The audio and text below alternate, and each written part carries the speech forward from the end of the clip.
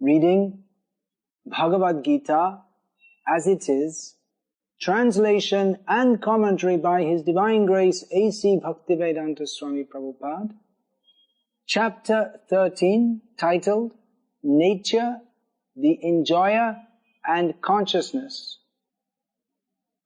Today we're going to cover 5 verses, texts 8 to 12. The Sanskrit is as follows.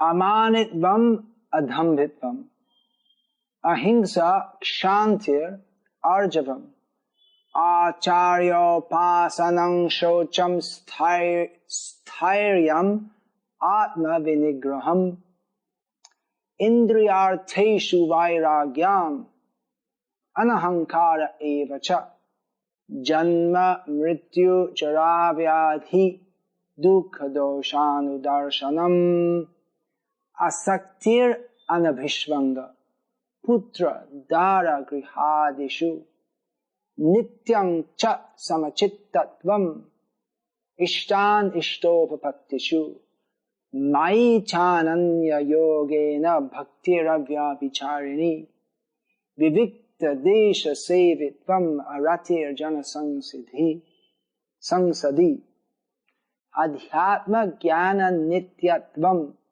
tattva jnana artha darshanam, etaj jnanam iti proktam, ajnanam yad atonyata. Now please listen very carefully to the translation. Lord Krishna is describing the elements of knowledge. They are as follows. Humility, pridelessness, non-violence, tolerance, simplicity, approaching a bona fide spiritual master, cleanliness, steadiness, self-control, renunciation of the objects of sense gratification, absence of false ego, the perception of the evil of birth, death, old age and disease, detachment, freedom from entanglement with children, wife, home and the rest, even-mindedness amid pleasant and unpleasant events, constant and unalloyed devotion to me, Krishna says, aspiring to live in a solitary place, detachment from the general mass of people, accepting the importance of self-realization and philosophical search for the absolute truth. All these, Lord Krishna says, I declare to be knowledge, and besides this, whatever there may be is ignorance. So here, Lord Krishna is describing what is knowledge. The whole Bhagavad Gita is meant to give us knowledge because we are in ignorance of our spiritual situation. So this Vedic culture or traditional Indian culture or Hindu culture has always been high regard for knowledge. And knowledge specifically meant Vedic knowledge. And in the present time also, up to the present day, in India, people, they highly regard knowledge, the acquisition of knowledge, people who are learned. However, in the modern age, what was traditionally the subject of study, Vedic knowledge, of which the highest level of knowledge is spiritual knowledge, that has been almost totally supplanted by mundane knowledge. And people are very interested in getting university degrees, and that is also one kind of knowledge. In the Vedas it said that there are 2 kinds of knowledge. One is Paravidya and the other is Aparavidya. Paravidya means the knowledge of the world beyond, or supreme knowledge. And knowledge of this material world is Aparavidya, or knowledge that although getting knowledge, it releases us from the ignorance of being complete barbarians, we may say that.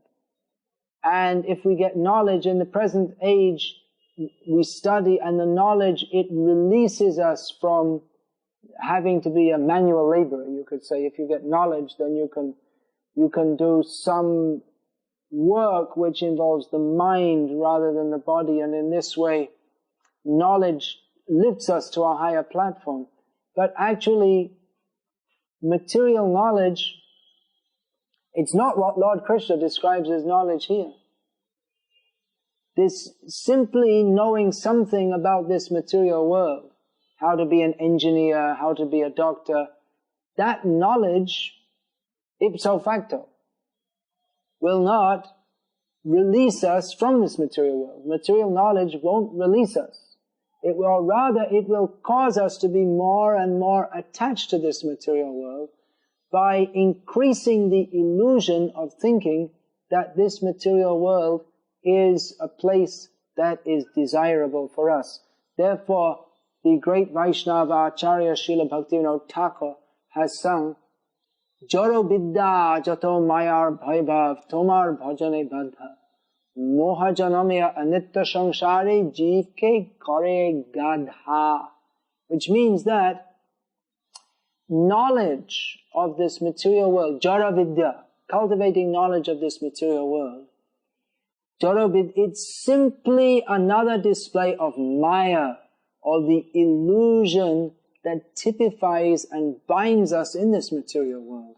And it is an obstacle in worshipping Krishna, because we become enamored by that.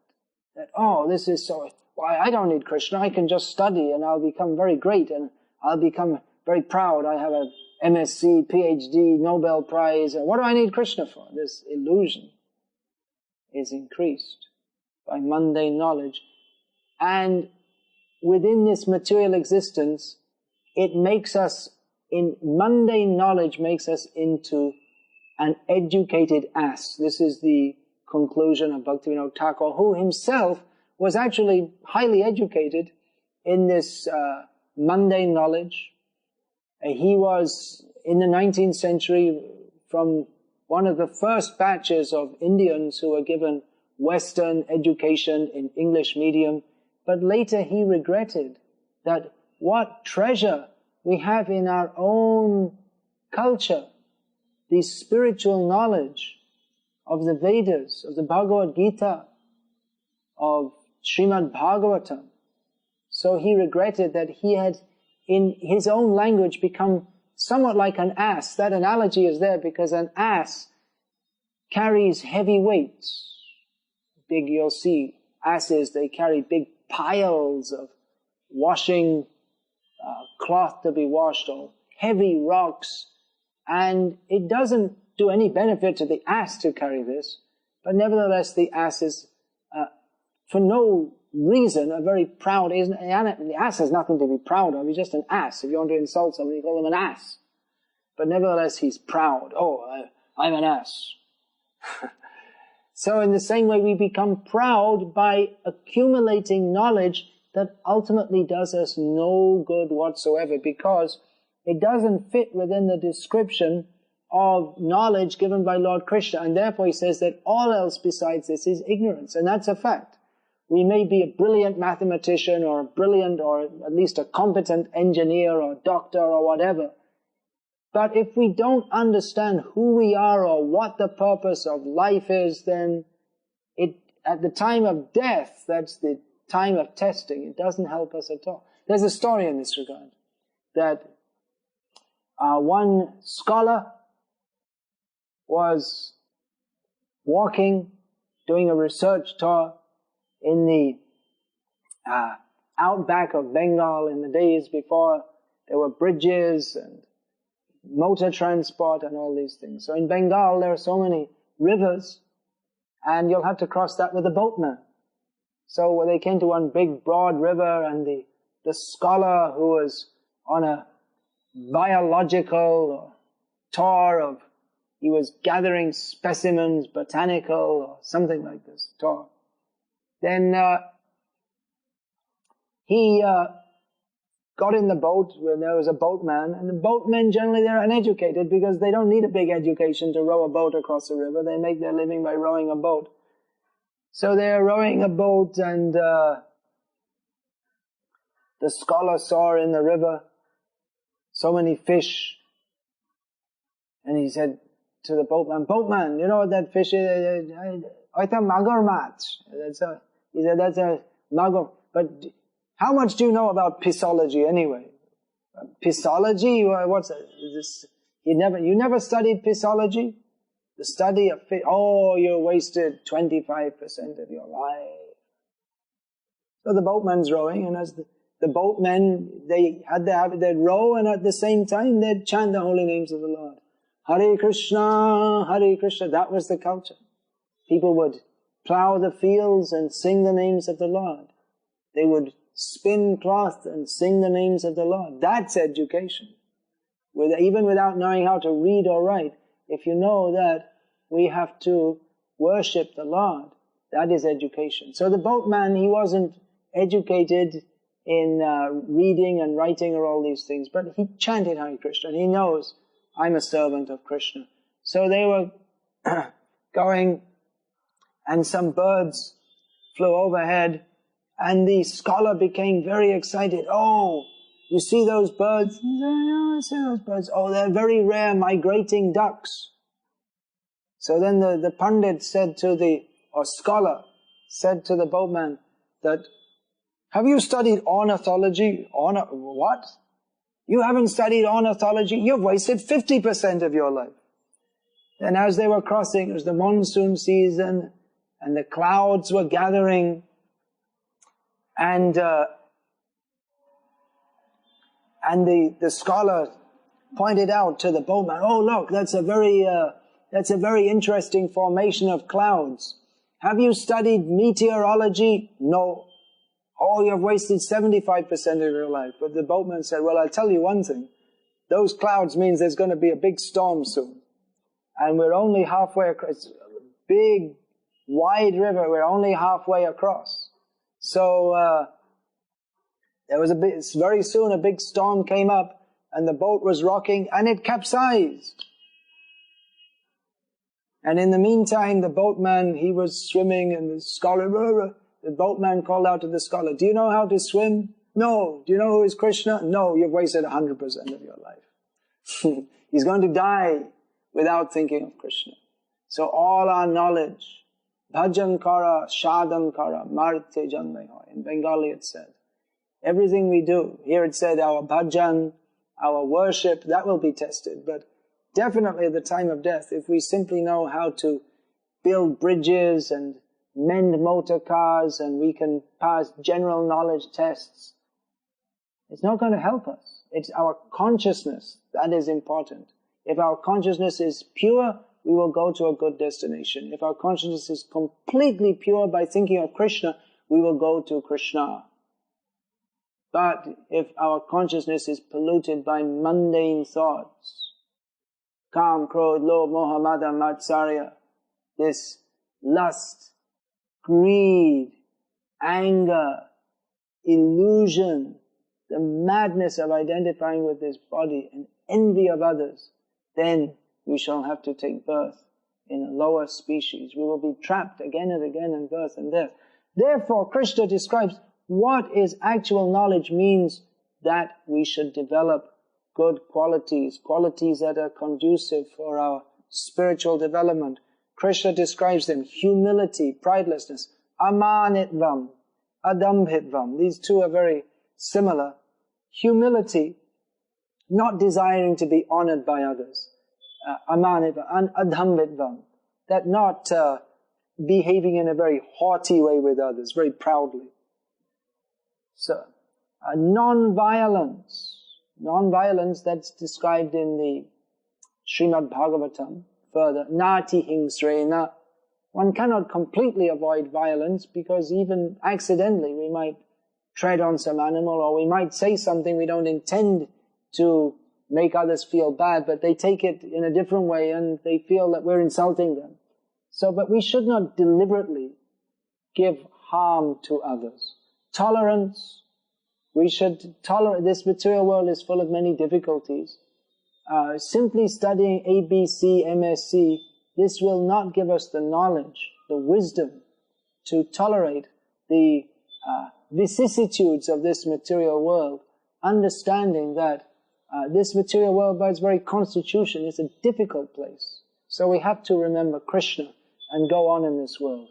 Simplicity, of course all these terms could be explained in great detail, and Srila Prabhupada has actually given a long purport here. Please, I'm asking again and again, please read these books. You'll be so grateful. I know if on my request you start reading this book, I know you'll be very grateful to me. But I'm just telling you what Prabhupada and what Krishna and all our acharyas have given. So all these qualities, simplicity, approaching a bona fide spiritual master, this is essential. One cannot make spiritual progress just by reading books. Reading Bhagavad Gita is essential, but one has to be guided by a spiritual master who has developed these qualities. Cleanliness, external and internal. External cleanliness by regularly taking bath and brushing teeth and changing clothes, keeping our house and quarters clean, and internally clean by thinking of Krishna, especially by chanting the names of Krishna. Hare Krishna, Krishna Krishna, Hare Hare, Hare Rama, Rama Rama, Hare Hare. Steadiness. One should be very steadily, calmly fixed in his vow to serve Krishna. Self-control, this is very similar. That our senses should not control us. We should be in control of the senses. Renunciation of the objects of sense gratification. Not that, oh, ice cream, I must eat it. TV I must, something interesting, I must watch. No. Control the senses. Fix the mind on Krishna.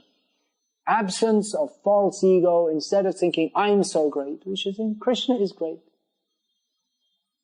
The perception of the evil of birth, death, old age and disease. One should move in this world seeing all the time this is the world of death. So there are more and more qualities described. Unfortunately, there's not enough time to describe them all. But the most important of them all is, as described here by Lord Krishna, Mai chanyena yogena bhakti avyabhicharini. Ananya yoga. One should be fixed in bhakti yoga to Krishna without any deviation, all the time fixed on Krishna. And then automatically all these other good qualities will develop. We should try to develop good qualities, but at the same time we should understand that really good qualities can develop if we place our lives in Krishna's hands, if we surrender to Krishna, if we follow the process of bhakti yoga to Krishna. So this is real knowledge. Knowledge was traditionally imparted in the Gurukuls. That was meant first and foremost for character training. That's what I'm saying, this boatman, he may not be educated, ABC, MSc, all these things, but his character was very high because he knew that the purpose of life is to understand Krishna. So he was not a frivolous person.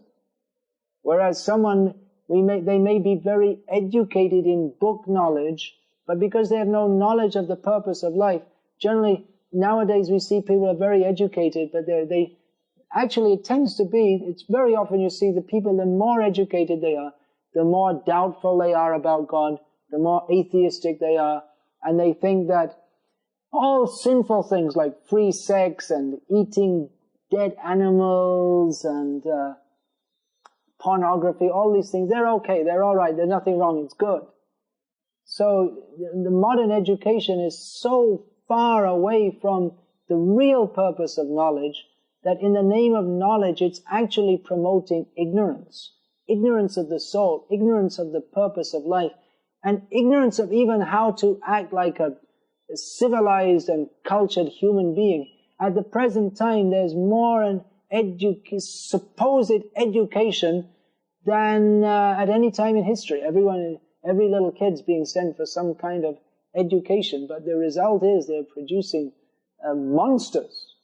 People who, more and more sinful population, people don't know, they don't care that animal eating is sinful, they don't care taking intoxication is sinful. In the name of education, they're promoting. You'll see in the colleges, the boys and girls are all mixing up freely. And then where's the question of developing higher qualities? Where's the question of developing higher knowledge? They say that higher knowledge means to have a university degree, but that's not higher knowledge. Higher knowledge means the knowledge by which we can control our senses and fix our mind in pure loving devotional service to Krishna. How can we say that someone has higher knowledge if his consciousness is like that of a dog or a cat? The dog is simply interested, where is there some food? Where is there some female dog that I can enjoy myself with? And if any other dog or cat or other being interferes, then he'll show his teeth. So the modern man is not developing higher qualities, he's actually developing lower qualities, or not developing, but receding, devolution, going backwards. We say that the progress of human society is not progress, it's regress, because proper knowledge is not being given. Real knowledge is being given here in Bhagavad Gita. This one Bhagavad Gita is worth more than all the Nobel Prizes and all the PhDs and all the MSCs. If any person can understand one line from this Bhagavad Gita, they become an actually educated person. Whereas all this so-called knowledge, if you end up forgetting Krishna, then you become a dog and a cat in your next life. Why? Because you're acting like a dog and a cat in this life. So please take this knowledge very seriously. It's not just some religious time pass.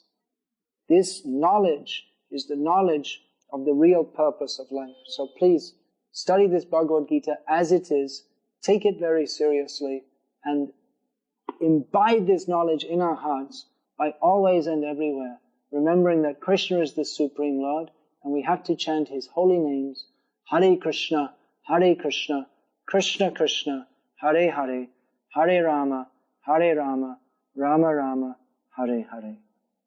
The ancient wisdom that you have just heard is contained in the publications of the Bhaktivedanta Book Trust.